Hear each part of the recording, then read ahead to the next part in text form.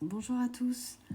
Bon, je fais une petite vidéo vite fait pour vous parler de quelque chose que je viens de découvrir sur moi.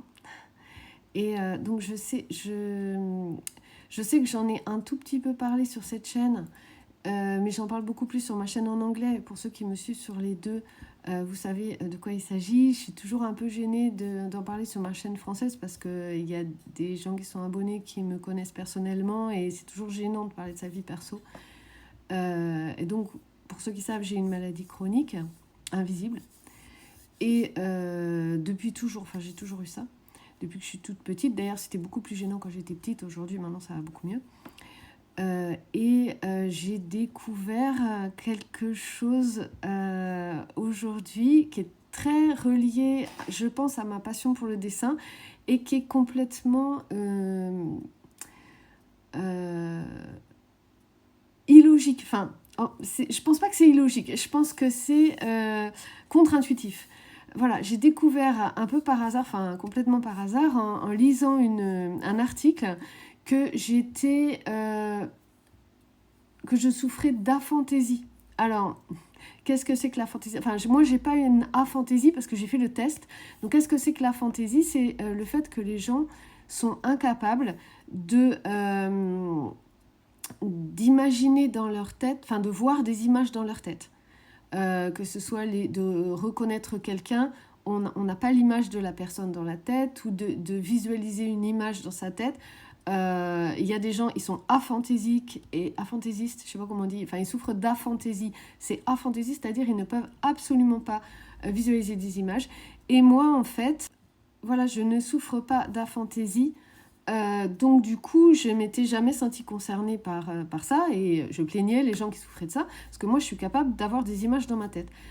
Et je pensais que tout le monde avait des images comme moi dans ma tête. Et je suis tombée sur un article sur la fantaisie où il disait qu'en fait, les gens ne sont pas complètement enfin, ne souffrent pas d'une aphantaisie totale. Il y a des gens qui souffrent d'une aphantaisie partielle et qui ne sont pas capables de voir dans leur tête des images claires. Bon, il faut savoir qu'en plus, moi, je suis très myope. Vous me voyez des fois sur les vidéos, j'ai des lunettes pour voir de loin. Et voilà, j'ai une forte myopie, donc souvent, je vois les choses floues. Et quand ils disaient que les gens qui souffraient d'aphantaisie ne pouvaient pas voir d'images, je ne pensais pas du tout que ça pouvait me concerner, étant donné que moi, je vois des images dans ma tête, mais des images floues, comme si j'avais pas de correction, comme si j'avais pas de verre correcteur. C'est très flou, et très... Je me rappelle des gens, mais c'est juste un tout petit... même mes parents, même mon père ou ma mère ou mes sœurs que je connais évidemment très très bien, j'arrive à voir, je sais à quoi ils ressemblent et j'arrive à voir leurs images, mais mais c'est un dixième de seconde, c'est tchouk, je les vois et ensuite je suis dans l'incapacité de les revoir. J'arrive pas à fixer leur image. Leur image est très pâle, très floue, presque fantomatique. Et il faut vraiment que mon cerveau fasse un effort pour les reconnaître. En fait, dans ma tête, je sais que c'est eux parce que forcément, je pense à eux. Mais leur image n'est pas du tout claire.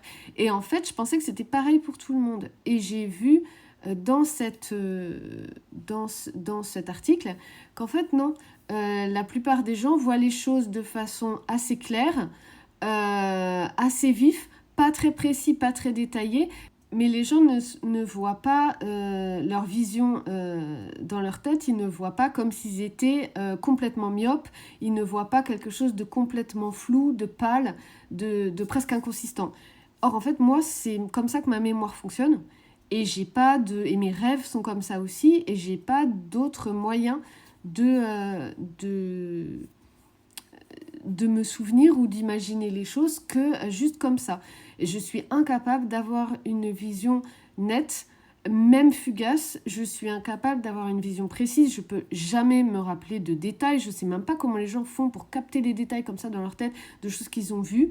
Évidemment, je me rappelle pas. Je savais que on parlait des gens qui avaient une mémoire visuelle et j'arrivais pas à comprendre comment les gens pouvaient se rappeler de ce qui était écrit sur leur cours, parce que pour moi c'est impossible, c'est comme si tout se ressemblait. Je vois une feuille de papier avec des trucs écrits dessus, mais je suis incapable de voir visuellement écrit des mots, c'est impossible pour moi. Et donc c'est quand même quelque chose de très bizarre vu que je suis passionnée par le dessin, par tout ce qui est les arts graphiques. Et or en fait, donc ça paraît complètement, pas forcément illogique, mais en tout cas ça paraît complètement contre-intuitif. On pourrait penser que puisque je suis afantaisiste, enfin que je souffre d'hypofantaisie, du coup, je ne suis pas du tout intéressée par tout ce qui est graphique, dessin, peinture, image, et que je me tourne vers d'autres choses. Or, en fait, c'est tout le contraire. Et d'ailleurs, je vois que je ne suis pas la seule, puisque dans l'article en question, il parlait d'un grand dessinateur des studios Disney, le dessinateur qui a dessiné la petite sirène Ariel, qui disait qu'il souffrait, lui, d'aphantaisie et qu'il sait comment dessiner Ariel. Dans Ariel, la petite sirène, il est incapable de la visualiser, alors que c'est lui qui l'a dessinée. Et pourtant, il est dessinateur, et pourtant ça le passionne, et pourtant il adore dessiner. Donc, c'est pas parce on souffre d'hypofantaisie ou d'aphantaisie qu'on n'est pas intéressé par les arts graphiques. Et en fait, j'ai tendance à dire que c'est le contraire. C'est-à-dire, moi, je suis particulièrement intéressée par ça, et je pense que c'est lié au fait que j'ai énormément de mal à visualiser des choses dans ma tête, et donc je suis tellement réactive quand je vois des choses belles. Parce que c'est hyper fugace, et si je les ai pas devant les yeux, je les perds. Et donc du coup, j'ai une certaine tendance à vouloir les recréer, à vouloir les redessiner, à vouloir les regarder, à vouloir quelque part les concrétiser, parce que sinon, je ne les vois pas dans ma tête. Je pensais que c'était pour tout le monde pareil, en fait. Et je pensais pas que tout le monde avait une passion pour le dessin, mais je pensais que tout le monde avait des grosses difficultés à recréer des images dans sa tête. Et du coup, moi, je me disais, c'est pour ça que c'est vachement cool de savoir dessiner. Et en fait, je pense que c'est parce que je souffre d'hypofantaisie que je suis passionnée de dessin. Enfin, moi, j'y vois vraiment un lien. Je pense que c'est lié. Alors, il paraît que l'aphantasie, les gens qui souffrent vraiment d'aphantaisie complète, c'est 3% de la population, c'est très rare. Et les gens qui souffrent de hypofantaisie, ça doit être un peu, on ne sait pas combien il y a de gens, mais ça doit être un peu plus que 3% de la population. Enfin, c'est quand même quelque chose de rare. Alors que moi, jamais, j'ai fait toute ma vie pour l'instant, jamais j'ai imaginé que je pouvais être un cas rare et que le flou que j'ai dans ma tête, c'est quelque chose d'anormal. Pour moi, c'était quelque chose de normal et les gens ne peuvent pas visualiser. Enfin, même encore, j'ai du mal à visualiser, à imaginer que les gens, eux, ils ont beaucoup moins de difficultés que moi à visualiser les choses dans leur tête. Donc, j'aimerais bien savoir, vous, tous les gens qui s'intéressent au dessin, je suppose que les gens qui ont atterri sur ma chaîne, si tu as atterri sur ma chaîne, c'est sûrement que tu dessines aussi ou que tu t'intéresses au dessin ou que tu cherches des tutos pour apprendre à dessiner et tout. Dis-moi si toi, t'arrives bien à visualiser